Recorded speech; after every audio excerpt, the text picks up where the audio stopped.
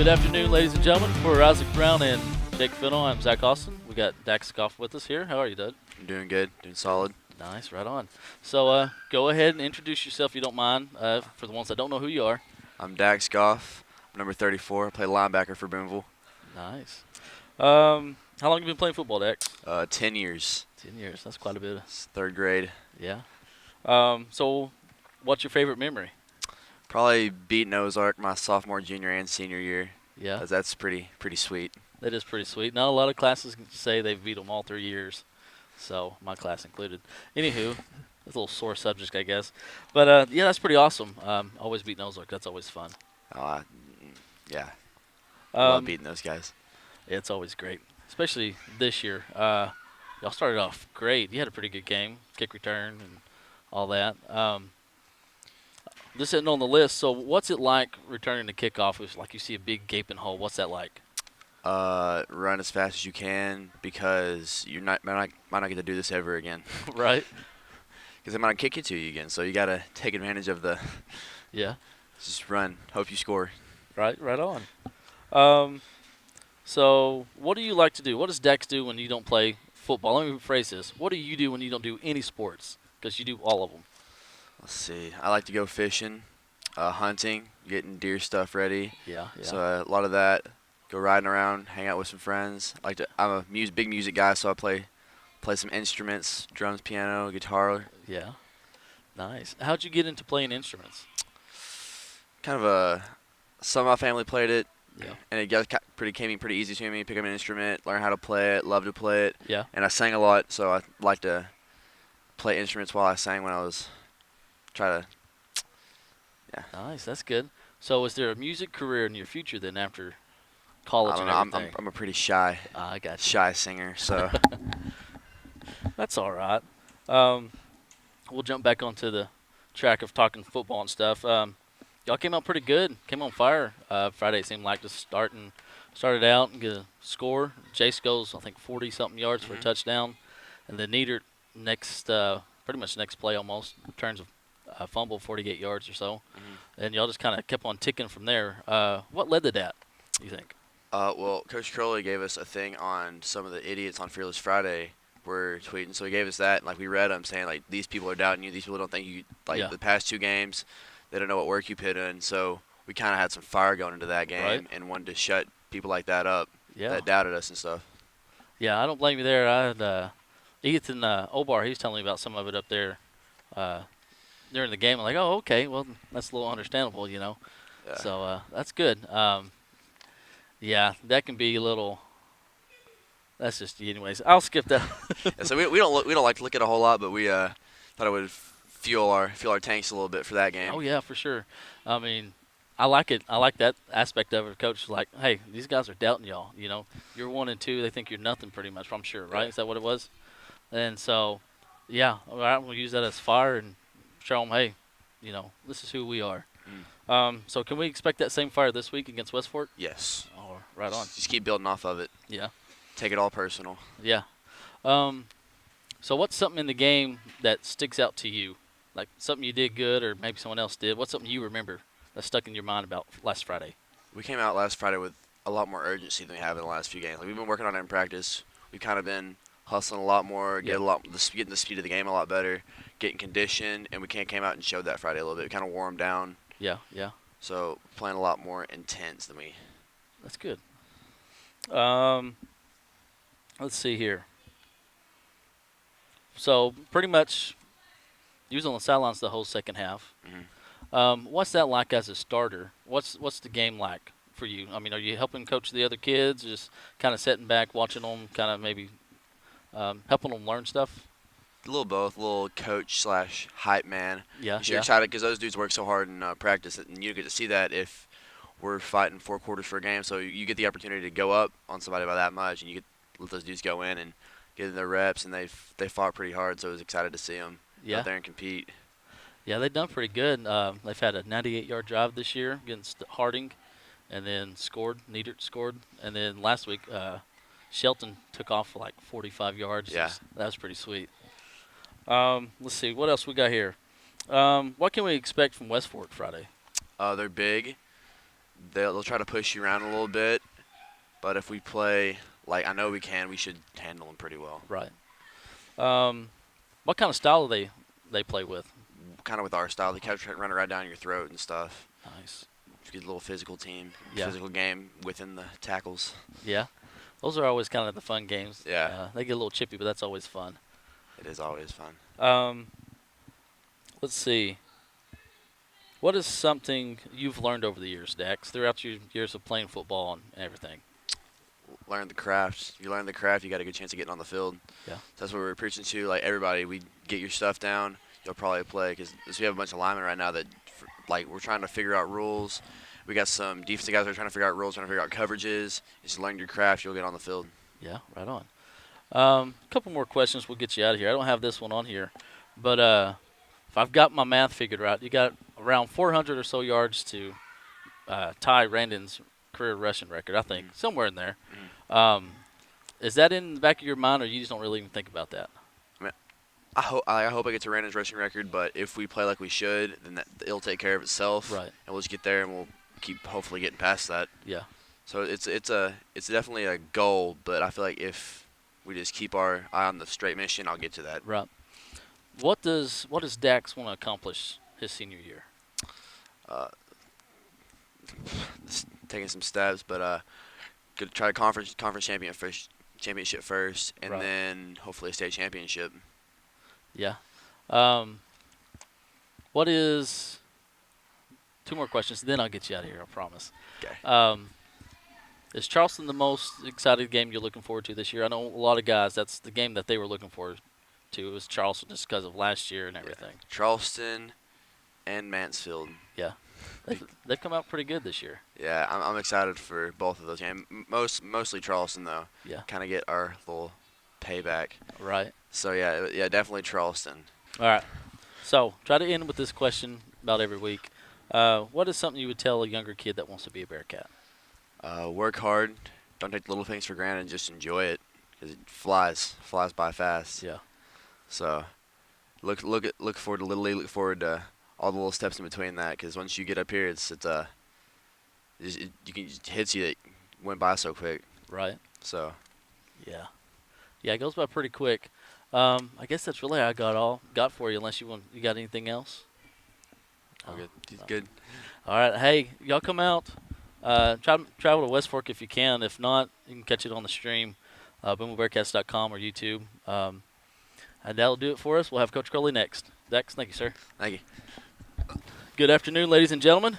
For Isaac Brown, Jake Fennell, I'm Zach Austin.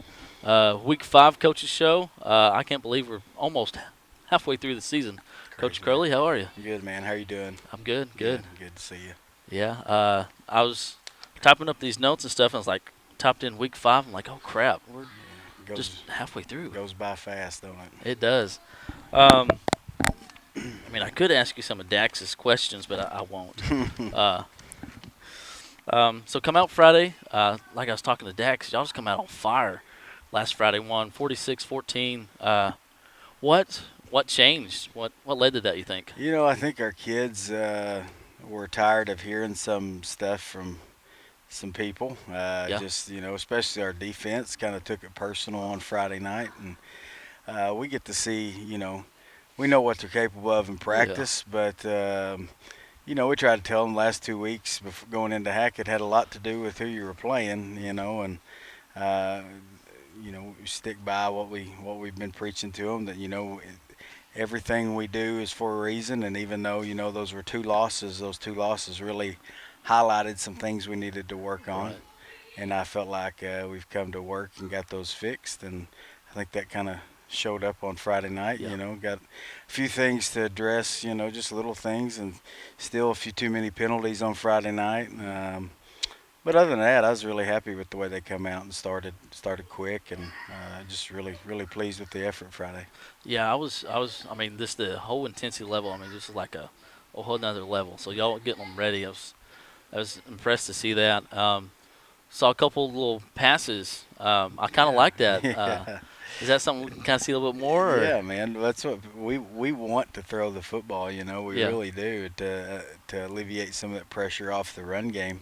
for whatever reason in practice. We've just uh, in this a lot of it up front. We got some new guys that have struggled with protection and stuff. And Yeah. if you can't protect it, you can't throw it. Right. So we really have been working hard on that. We feel Jace is a guy that can throw it wherever he wants to, and the more we can do it in game situations, the more comfortable I think he will be, and Right. just getting everybody on the same page, because we spend a lot of time on the option stuff and our run game, but we really do work real hard on our passing game. We know that's a step we got to take to, you know, uh, get to that conference championship and over into deeper into the playoffs, and that's something we're going to have to be able to utilize the further we go. Right. So, yeah, I think so. That's we've been looking really good in practice, and we just got to take it over to the game field. So Yeah. You mentioned the penalties. What's it like coaching in a game where, there's a total of 17 penalties combined in both teams, but what is that like from a coach's perspective with a lot of penalties? we tell that's the emphasis after Ozark we had I think we had 8 or 9, I can't remember. Yeah. 10 I think is what it was, and that was a big point of emphasis on cutting those down. Camden we had 5, and then last week we come back and I think we had I don't know, 8 or 9, whatever it was. I can't remember what it was, but just taking those out of there's going to be the pass interference. There's going to be a holding here or there, but it's the jumping off sides, the false starts, the personal fouls, and the personal fouls, with some things that go on. I understand some of them. But like Friday night, we had a couple of them that. I don't know how I would have reacted if I was playing. Kids got your hands around your neck and doing things, but they're always going to catch the second guy, so you can't retaliate. So that's a big, we told it. I tell our kids that. We tell our kids that. We just, you got to keep your cool, as hard as it may be sometimes. We got to eliminate those kind of penalties. Once we do that, there's always going to be a hold, a pass interference here or there, but we got to eliminate the things we can control. Right. It's frustrating for sure, but, we're trying to work on it, man. We are. Yeah. Well, that's good. And sometimes those will just take time, and got a lot of boys, the ages they are, 15, 16, 17, 18, and like you said, how it goes, especially like in the dog pile and in the trenches, people that hadn't played in that spot, it gets a little chippy sometimes. It sure does, man, and you just got to, as hard as it may be, try to keep your cool anyway. Yeah. So come out in second half, second string played the whole second half, if I remember correct. Yeah. Does the coaching calling and everything, does that change when the second string's out there? How's that like? Not really. These guys, used to, I would, if we had a big lead like that, I not want to score just to not show up your opponent. That's something I always, you try to, be respectful of what's going on, because we've been there with Harding. Yeah. But those guys work so hard in practice. It's you want to see those guys score as well, and not it's nothing against trying to run the score up or anything like that. But you're trying to reward your kids for their hard work in practice. And defensively, it's always you get those guys out there and they get to run around and try to keep the opponent scoreless or where they're at. But offensively, you try to bleed the clock down and stuff like that. But you want your guys to go score and be successful, especially when you got it's just a bunch of young guys out there. You want them to get that experience and play and have fun. I'll ask you this. Me and Jake noticed, and I think Isaac did too, towards the end of the game when Hackett scored the couple touchdowns. That was just their whole starters back was still out there, if I remember correctly. Yeah, that's correct. That's what we was thinking. We kind of have an idea of. Yeah, it was, and it is what it is. I understand they trying to score or whatever, maybe get one of their kids a touchdown, whatever it may be. Yeah. And, you just take the good with the bad, I guess. Try try not to get too frustrated, but it happens. It does. Looking forward to Friday. Travel to West Fork.